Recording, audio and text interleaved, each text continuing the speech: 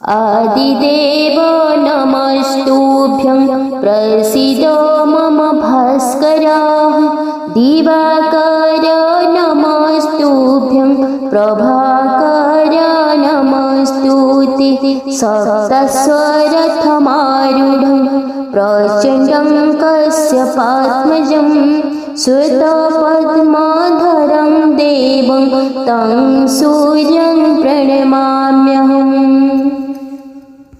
सनातन धर्म प्रत्येक तिथि निज निजर आध्यात्मिक महत्व रही, परंतु अमावास्या को विशेष रूप से स्नान दान तर्पण और पितृशांति अत्यंत फलदायी माना जाइए।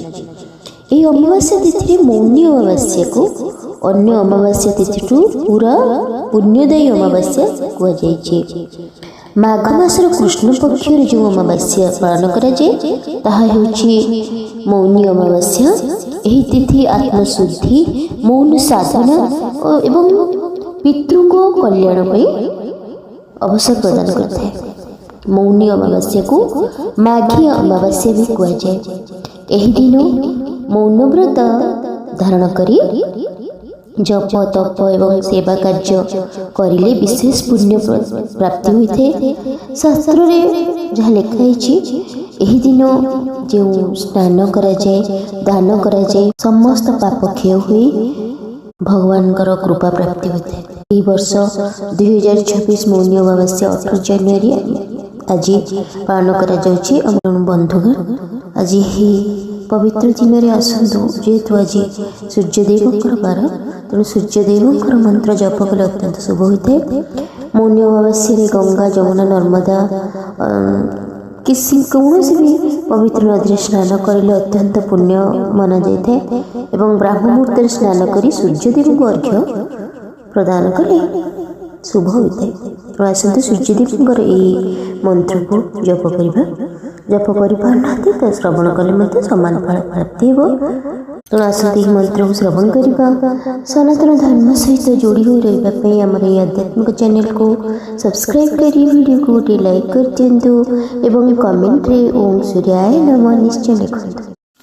ओम अरुणाय नमः, ओम शरण्याय नमः, ओम करुणारससिन्धवे नमः, ओम असमानबलाय नमः, ओम आर्तरक्षकाय नमः, ओम आदित्याय नमः, ओम आदिभूताय नमः, ओम अखिलागमवेदिने नमः, ओम अच्युताय नमः, ओम अखिलज्ञाय नमः, ओम अनंताय नमः, ओम ईनाय नमः, ओम विश्वरूपाय नमः, ओम इज्जाय नमः,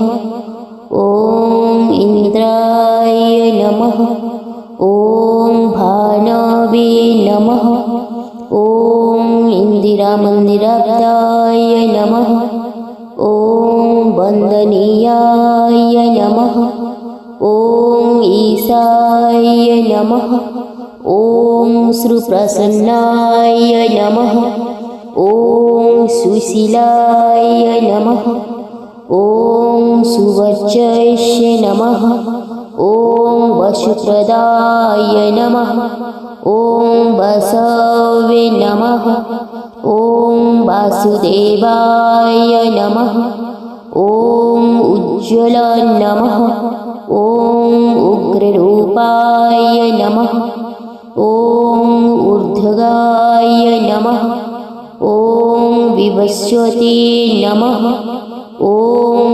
उद्यत्किरणजालाय नमः, ओम ऋषिकेशाय नमः, ओम ऊर्जस्वलाय नमः, ओम वीराय नमः, ओम निर्जराय नमः, ओम जयाय नमः, ओम ऊरुद्वय भावरूप युक्त सारथय नमः, ओम ऋषिवन्द्याय नमः। ॐ ऋग्घन्त्रे नमः। ॐ ऋक्षचक्रचराय नमः। ॐ ऋजुस्वभावचिताय नमः। ॐ नित्यस्तुत्याय नमः। ॐ ऋकारमातृकाय नमः। ॐ उज्ज्वलतेजसे नमः। ॐ रुक्षाधिनाथमित्राय नमः। ॐ पुष्कराख्याय नमः। ॐ लुप्तदन्ताय नमः। ॐ शान्ताय नमः। ॐ कान्तिदाय नमः। ॐ घनाय नमः। ॐ कनत्कनकभूषाय नमः। ॐ खद्युताय नमः। ॐ लुनिताखिलदत्याय नमः। ॐ सत्यानन्दस्वरूपिणे नमः।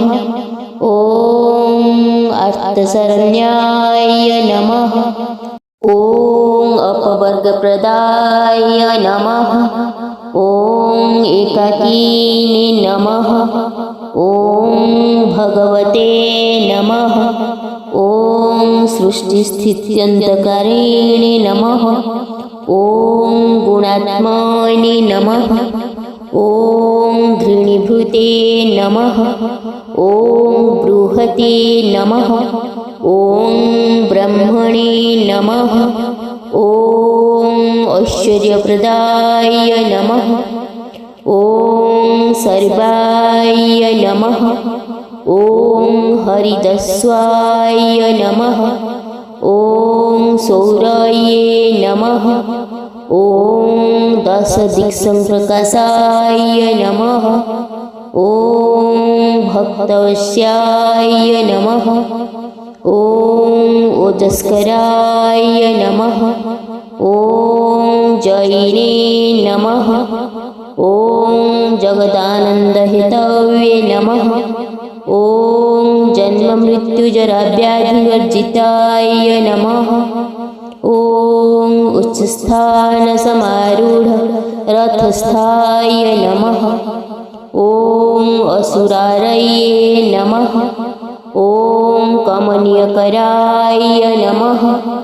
ॐ अब्जोर्वल्लभाय नमः। ॐ अन्तर्बहिःप्रकाशाय नमः। ॐ अचिन्त्याय नमः। ॐ आत्मरूपिणे नमः।